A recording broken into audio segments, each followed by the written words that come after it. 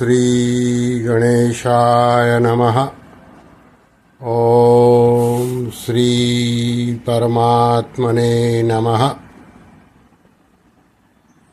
अध्याय 7 श्लोक क्रमांक 29। 7वें अध्याय के आरंभ में भगवान ने साधक के लिए 3 बातें कही थी। मैया सक्त मनाहा, मेरे में प्रेम करके, और मदाश्रय, मेरा आश्रय लेकर, और योगम युंजन, योग का अनुष्ठान करता है, वह मेरे समग्र रूप को जान जाता है। उन्हीं 3 बातों का उपसंहार अब इस श्लोक में भगवान कर रहे हैं। भगवान उवाच जरा मरण मोक्षाय मामाश्रित्य यतन्ति ये, ते ब्रह्म तद्विदुः कृत्स्नम् अध्यात्मं कर्म चाखिलम्। अर्थात भगवान कहते हैं, वृद्धावस्था और मृत्यु से मुक्ति पाने के लिए जो मनुष्य मेरा आश्रय लेकर प्रयत्न करते हैं, वे उस ब्रह्म को, संपूर्ण अध्यात्म को और संपूर्ण कर्म को जान जाते हैं। परम श्रद्धेय स्वामी रामसुखदास जी ने अपने ग्रंथ साधक संजीवनी में ये श्लोक इस प्रकार समझाया है। इन 29वें 30वें श्लोकों में आए मदाश्रित्य पद में मदाश्रय का, यतन्ति पद में योग युंजन का, और युक्त चेतसः पद में मैया सक्त मनाहा का उपसंहार किया गया है। इसी अध्याय के आरंभ में जो समग्रम पद आया था, उसको यहाँ ब्रह्म, अध्यात्म, कर्म, अधिभूत, अधिदेव और अधियज्ञ कहा गया है। जरा मरण मोक्षाय मामाश्रित्य यतन्ति ये, यहाँ जरा यानी कि वृद्धावस्था और मरण से मुक्ति पाने का तात्पर्य यह नहीं है कि ब्रह्म, अध्याय और कर्म का ज्ञान होने पर वृद्धावस्था नहीं आएगी, शरीर की मृत्यु नहीं होगी। इसका तात्पर्य यह है कि बोध होने के बाद शरीर में आने वाली वृद्धावस्था और मृत्यु तो आएगी ही, पर ये दोनों अवस्थाएं उसको दुखी नहीं कर सकेंगी। जैसे 13वें अध्याय के 33वें श्लोक में भूत प्रकृति मोक्षम कहने का तात्पर्य भूत और प्रकृति अर्थात कार्य और कारण से संबंध विच्छेद होने में है, ऐसे ही यहाँ जरा मरण मोक्षाय कहने का तात्पर्य जरा मृत्यु आदि शरीर के विकारों से संबंध विच्छेद होने में है। जैसे कोई युवा पुरुष है तो उसकी अभी न वृद्धावस्था है और न मृत्यु है, अतः यह जरावरण से अभिमुक्त है, परंतु वास्तव में वह जरा मरण से मुक्त नहीं है, क्योंकि जरा मरण के कारण शरीर के साथ जब तक संबंध है तब तक जरा मरण से रहित होते हुए भी वह उनसे मुक्त नहीं है।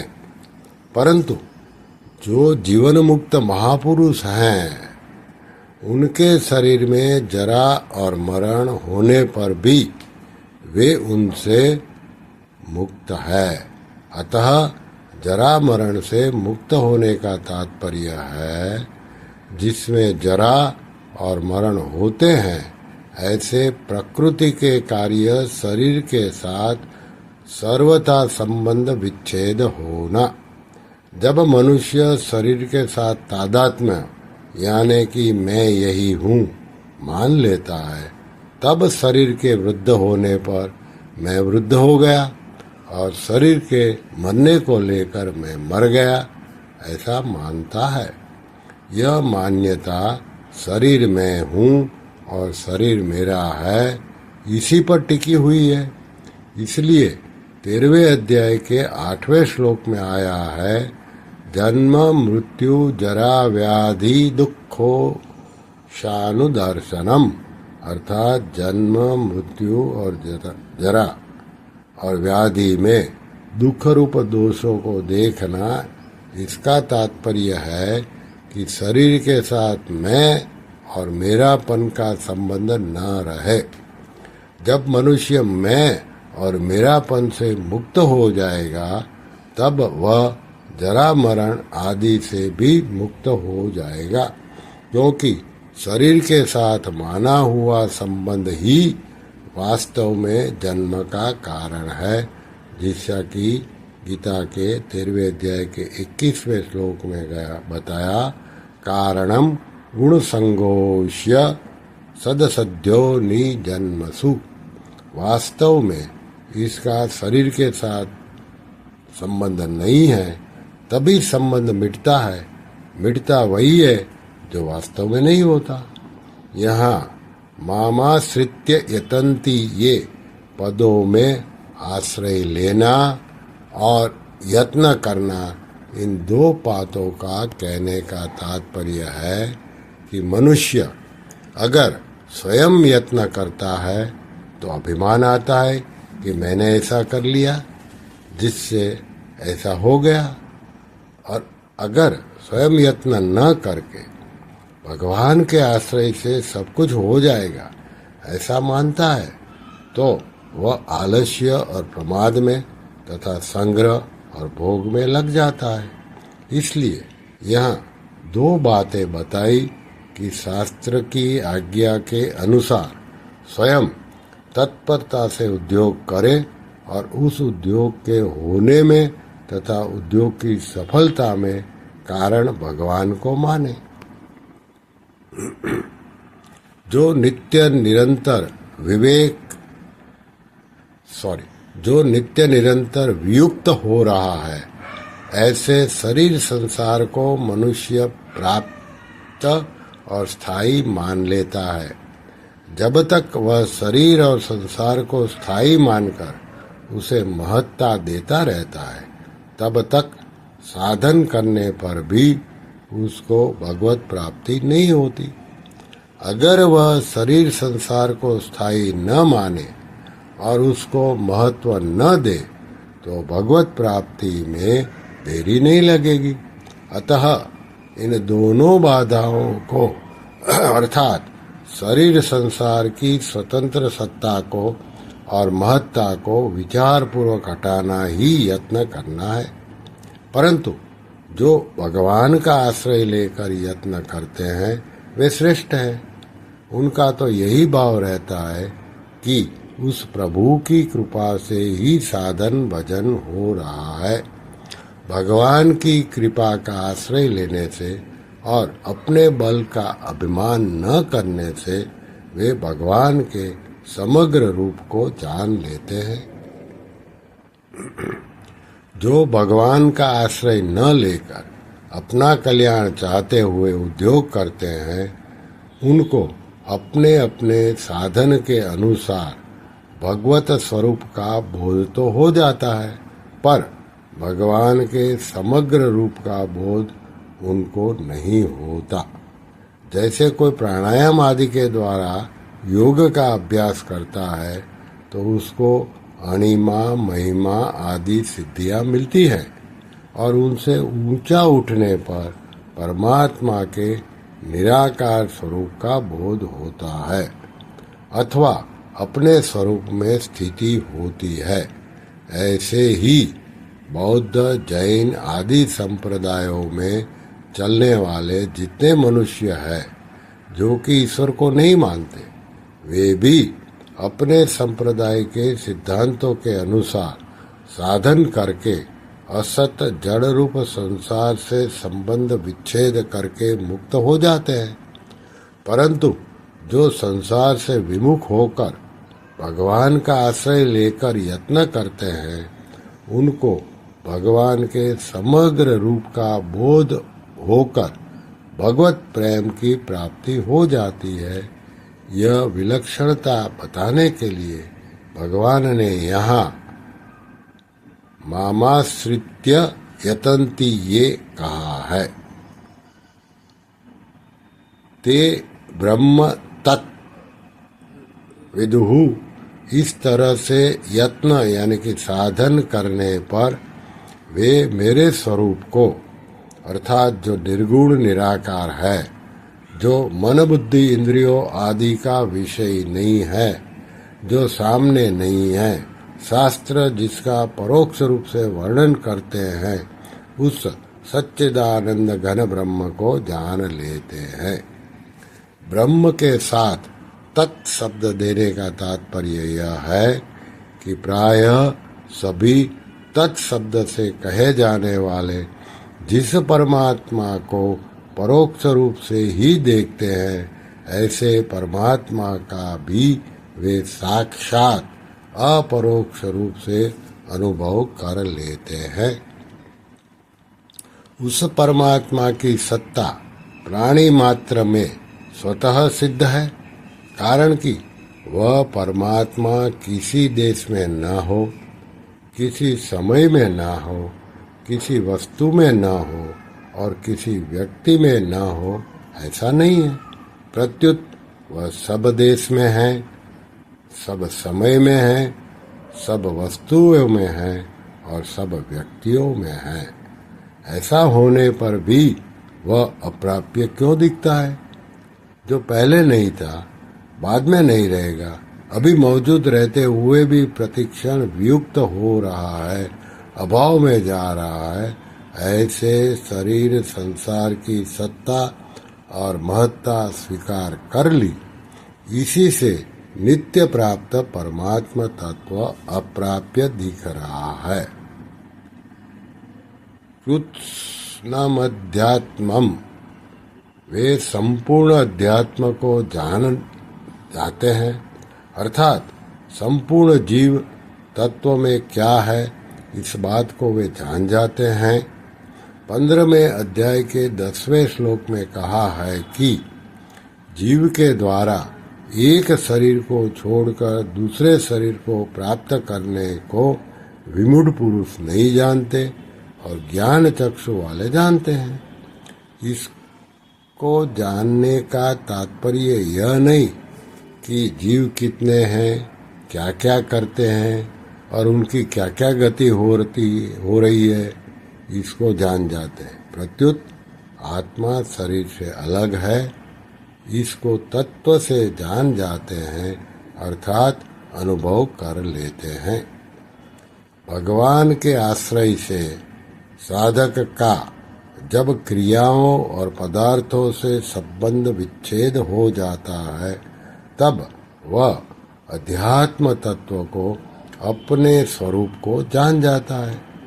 केवल अपने स्वरूप को ही नहीं, प्रत्युत तीनों लोकों और 14 भुवनों में जितने भी स्थावर जंगम प्राणी हैं, उन सब के स्वरूप को भी जान जाता है कि सब का स्वरूप शुद्ध है, निर्मल है, प्रकृति से असंबंध है। अनंत जन्मों तक अनंत क्रियाएं और शरीरों के साथ एकता करने पर भी उनकी कभी एकता हो ही नहीं सकती और अनंत जन्मों तक अपने स्वरूप का बोध न होने पर भी वे अपने स्वरूप से कभी अलग हो ही नहीं सकते। ऐसा जानना संपूर्ण अध्यात्म तत्व को जानना है। कर्म चाखिलम विदुहु।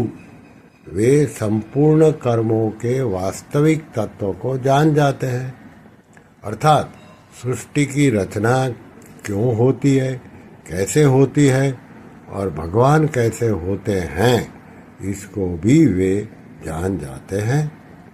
जैसे भगवान ने चारों वर्णों की रचना की, उस रचना में जीवों के जो गुण और कर्म है, अर्थात उनके जैसे भाव है और इन्होंने जैसे कर्म किए हैं उनके अनुसार ही शरीरों की रचना की गई है।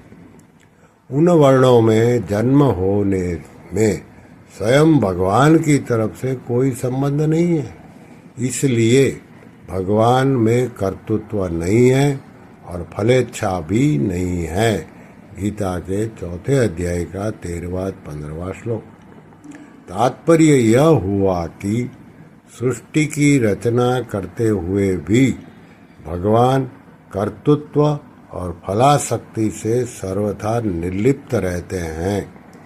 ऐसे ही मनुष्य मात्र को देश काल परिस्थिति के अनुरूप जो भी कर्तव्य कर्म प्राप्त हो जाए उसे कर्तृत्व और फलाशक्ति से रहित होकर करने से वह कर्म मनुष्य को बांधने वाला नहीं होता, अर्थात वह कर्म फलजनक नहीं बनता। तात्पर्य है कि कर्मों के साथ अपना कोई संबंध नहीं है, इस तरह उसके साथ निर्लिप्तता का अनुभव करना ही अखिल कर्म को जानना है। जो अनन्य भाव से केवल भगवान का आश्रय लेता है उसका प्राकृत क्रियाओं और पदार्थों का आश्रय छूट जाता है। इसमें उसको यह बात ठीक तरह से समझ में आ जाती है कि ये सब क्रियाएं और पदार्थ परिवर्तनशील और नाशवान हैं, अर्थात क्रियाओं का भी आरंभ और अंत होता है तथा पदार्थों की भी उत्पत्ति और विनाश, संयोग और वियोग होता है। ब्रह्मलोक तक की कोई भी क्रिया और पदार्थ नित्य रहने वाला नहीं है, अतः कर्मों के साथ मेरा किंचित मात्र भी संबंध नहीं है। यह भी अखिल कर्म को जानना है। तात्पर्य यह हुआ कि